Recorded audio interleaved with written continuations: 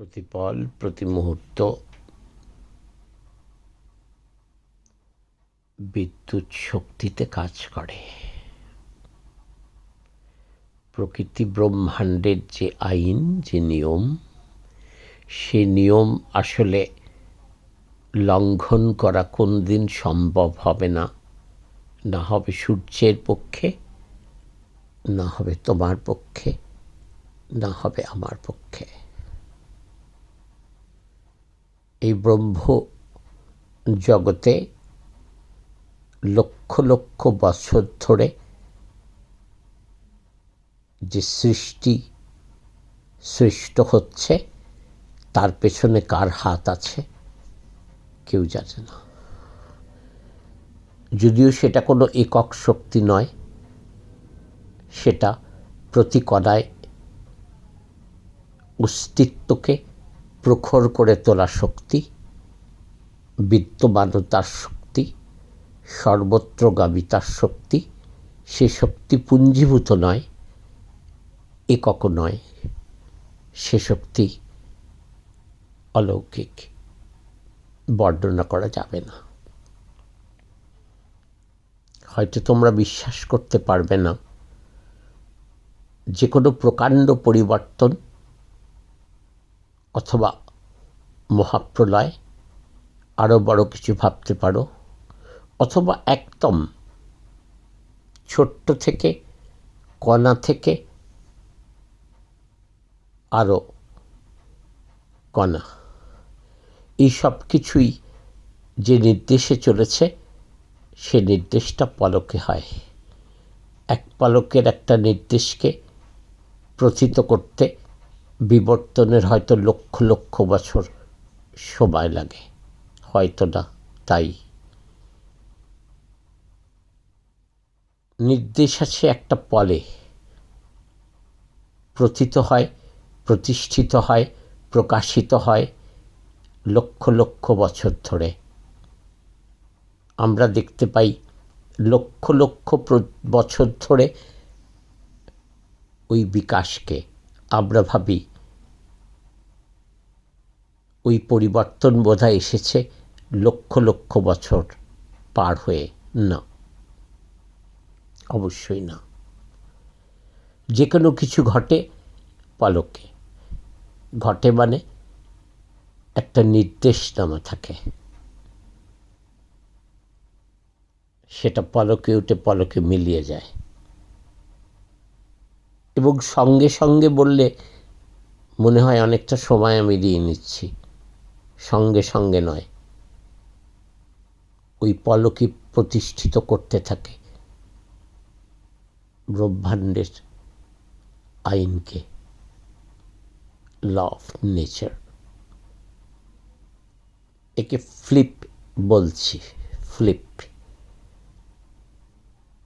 Nano second বললেও একটু বেশি হয়ে যাবে।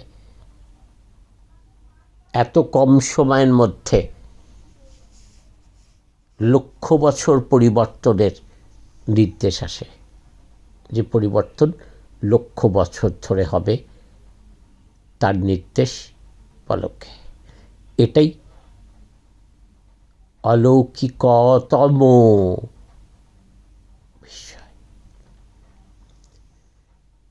বিষয়, ভাবা যায় না।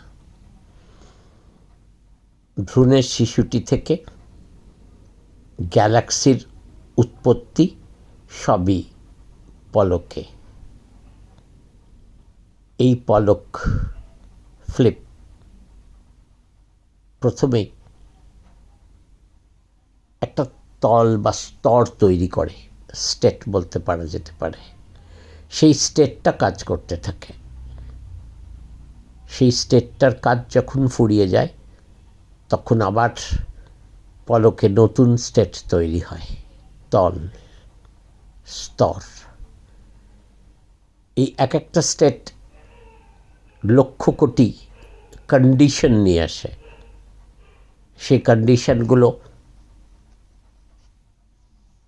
প্রকাশিত হয়।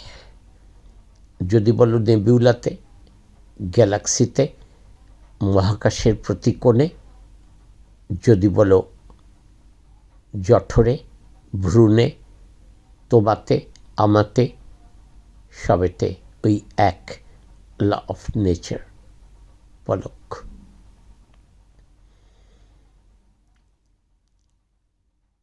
এই নির্দেশকে যতক্ষণ না মনুষ্য প্রজাতি বুঝতে পারবে, জানতে পারবে, দেখতে পাবে, ততক্ষণ তার ক্রমোন্নতি বা ক্রমবিকাশকে প্রধান মনে হবে, হয় না। পলক, স্পার্ক। এই তুরীয় শক্তি দিয়েই ব্রহ্মাণ্ড তৈরি। স্টেট যেসব কন্ডিশন তৈরি করে, যদি মনুষ্য দেহের কথা বলো, সেই কন্ডিশনগুলোর মধ্যে কিছু অবস্থা আছে যেগুলো তার জিনগত দুর্বলতার জন্যে প্রকট হয়, সেগুলোই আমাদের চোখে পড়ে। তার মধ্যে থেকে একটা দুটো বেছে নিয়ে আমরা রোগের নামকরণ করে রোগীকে সেই নামকরণে অভিহিত করে দিই না। একটা স্টেটের লক্ষ লক্ষ কন্ডিশনস হয়, তার দু একটা তুমি দেখতে পাও, বাকি কোনোটাই তুমি দেখতে পাও না।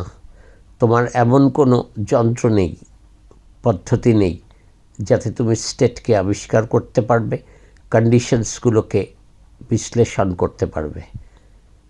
ওই লক্ষ লক্ষ কন্ডিশনসের একটা দুটোকে নিয়েই তুমি মেতে যাও। যতক্ষণ না ওই পলক, ওই নির্দেশনামাকে সংস্কার করা যাবে, ততক্ষণ তুমি ওই স্টেট বা স্তরকে সংস্কার করতে পারবে না। যতক্ষণ না ওই স্টেটকে তুমি সংস্কার করতে পারবে, ততক্ষণ তুমি কন্ডিশনের ধারে কাছেও যেতে পারবে না। যেটা হয়, ওই কন্ডিশনের কিছু প্রতিক্রিয়া হয়, সেই প্রতিক্রিয়া যখন শরীর টের পায় স্থূল জায়গায় গিয়ে, তখন তাকে সিমটম, সাইন ইত্যাদি আমরা বলি।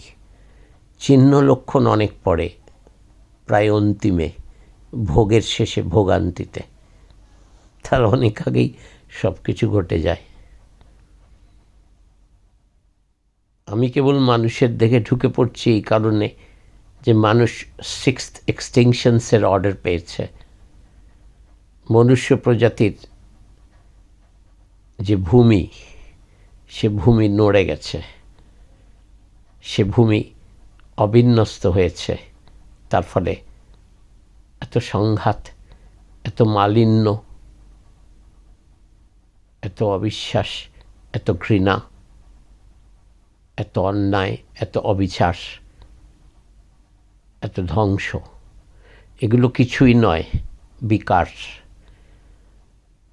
এই প্রজাতিটার ভূমিটা নড়ে গেছে। আমি তোমাকে দেখিয়ে দিতে পারি, তুমি সচক্ষে দেখতে পারো, বেসটা নষ্ট হয়ে গেছে। নষ্ট হয়নি, ইভলিউশনের নির্দেশে বেসটাকে বিচলিত করে দেওয়া হয়েছে। বেসটা যদি বিচলিত হয়ে যায়, এই বেসটা একটা কমপ্লেক্স ফেনোমেনোলজি, তখন কি হয়, তার জীবন, তার প্রবাহ, সব কিছু এলোমেলো হয়ে যায়। সেই এলোমেলো গিয়ে পড়ে তার মনুষ্যগত স্বভাবের ওপর, নেচার, টেম্পারমেন্ট বিঘ্নিত হয়। সেই টেম্পারমেন্ট যখন নড়ে যায়, তখন সেটার ছায়া গিয়ে পড়ে এক্সপ্রেশনে। এক্সপ্রেশন যদি কখনো, তার প্রকাশ যদি কখনো বিঘ্নিত হয়, তার ছায়া গিয়ে পড়ে তার যোগ্যতায়, fitness, survival of the fittest. Fitness নড়ে গেলেই প্রতিক্রিয়া শুরু হয়।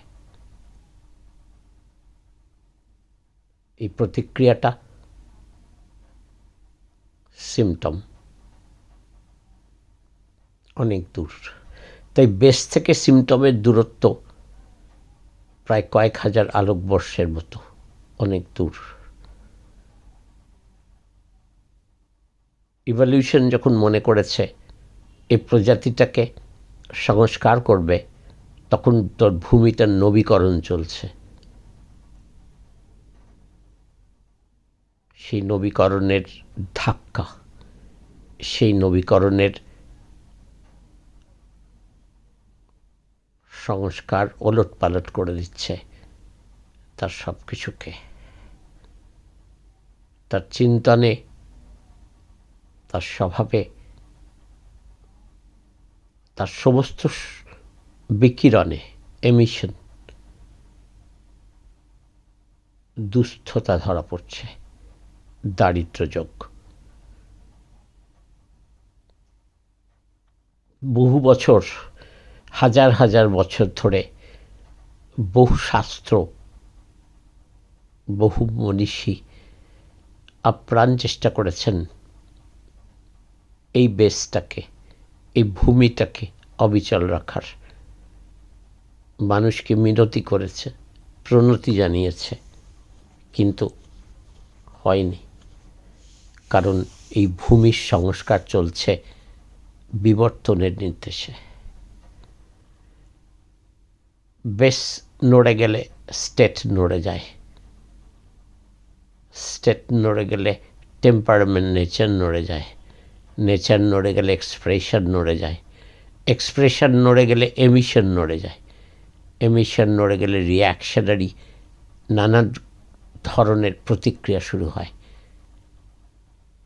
বিকিরণ শুরু হয়, সিমটম। এরা সিমটমগুলোকে রোগ বলছে না।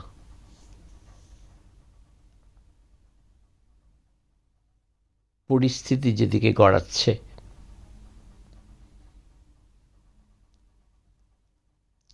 ভূমিহীন মানুষের সামনে তত চ্যালেঞ্জ।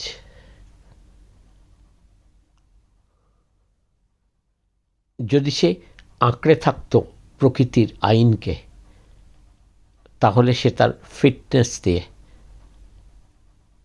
যোগ্যতা দিয়ে এই সংস্কারকে সমর্থন করত। যদি সংস্কারকে সমর্থন করত, তাহলে হয়তো এই যাত্রায় বেঁচে যেত। তা সে করেনি। উল্টে প্রকৃতির বিরুদ্ধাচরণ করে সর্বনাশা এক কাল ঘনিয়ে এনেছে। আসলে আজ পর্যন্ত বেশটাই দেখতে পেল না কেউ। মানুষের বেশ তো দূরের কথা, ব্রহ্মাণ্ডের বেশটাই খুঁজে পেল না, সাবস্ট্রেট।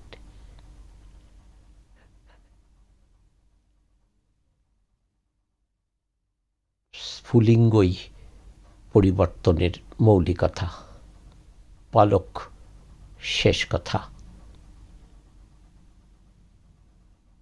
ফ্লিপ। যেদিন পরিবর্তনের এই ভঙ্গিমাকে মানুষ জানতে পারবে, সেদিন তার নবকলেবরের যাত্রা শুরু হবে। পলকেই বুঝতে পারবে তার ভবিষ্যৎ কী। ভবিষ্যে পৌঁছে বোঝার অবকাশ তার থাকবে না। সে অনেক আগে বুঝতে পারবে তার ভবিষ্যৎ কী। মনুষ্য প্রজাতির সব থেকে বড় প্রশ্ন, কি হবে?